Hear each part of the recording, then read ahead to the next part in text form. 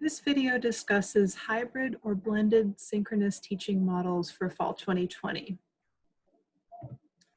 So the terms hybrid and blended have been around for a while in higher ed, usually describing some mix of students who are on site physically and students who are engaging virtually with a course.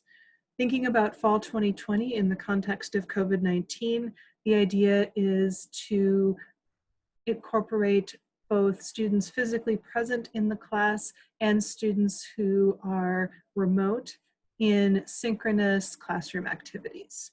So we're referring here to a mix of virtual and face-to-face experiences for our students. We can think about these two examples of the hybrid approach as a way to consider this model in more detail. On the left, you see a model called simulcast lecture.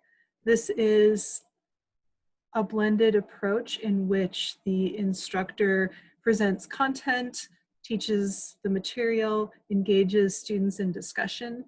There's an in-person group that would depend on the number of students who could fit in a classroom following social distancing guidelines. Maybe about a third of the students would be in person. The rest of the students would attend synchronously online through Zoom or some other platform, and also participate in the instruction and the discussion. And support for the course would be on Moodle, so things like quizzes and assignments and activities could be uploaded to Moodle and accessed asynchronously by all students. In the illustration to the right, you see more of a flipped model where content would be delivered before class asynchronously, just like the flipped classroom model that we're used to hearing about. Then students would engage in application and discussion activities synchronously, again, assuming maybe about a third of the students in person in the classroom and the rest of the students participating synchronously virtually. If we have many students on campus, you could think about this as rotating them through so that every day about a third of the students would participate in person and the rest would be virtual, maybe even from their dorm room.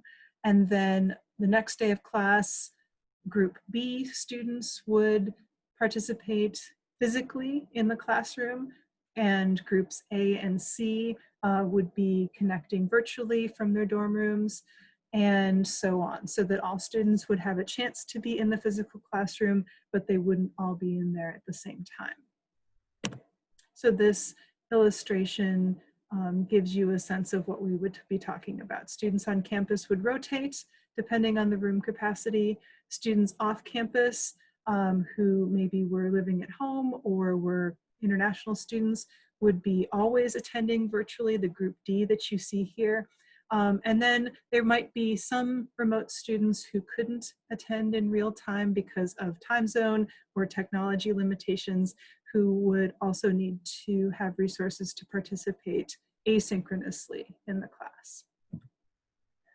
In some cases, a modified blended or hybrid synchronous approach could be used. So in this diagram, you see, similar to the flipped classroom, the pre-class content is delivered asynchronously, but rather than having a group of physically present students and a group of remote students in the application and discussion, you only have an in-person group. Students not in that day's in-person group would participate in asynchronous activities, work on projects, do things either online or offline, but then they would rotate through that in-person group. This could work well in lab scenarios or studio scenarios where you can't have everybody physically present, but there are real benefits to being physically present in the classroom, and so you could rotate students through. So this model offers some real benefits for a place like Center. It seems based on the spring that many students and parents really missed the synchronous face-to-face feel and structure that they were used to at Center. And this approach preserves that kind of high touch feel where students are either virtually or physically present in the classrooms with us, the instructors. It draws on our existing strengths and ability to teach face to face. We already know how to engage students in discussion, to deliver content, to think about application activities that relate to the course. And so we would have less to build from scratch because we would be relying a lot on our existing techniques and then just involving remote students synchronously in those. However, there are some challenges to this approach. It is difficult to simultaneously manage online and face-to-face environments. We're going to have to become familiar with the technology in the classrooms. The image here is of a test that CTL and ITS folks did of one of our classrooms in Young, and you can see students connecting virtually and face-to-face in the classroom. It requires a new embodied practice in the classroom, thinking about where the cameras are, how to see the students who are online when they have a hand raised, and also see the students who are present in the classroom when they have a hand raised, and to think about how to create one community out of these disparate groups of students.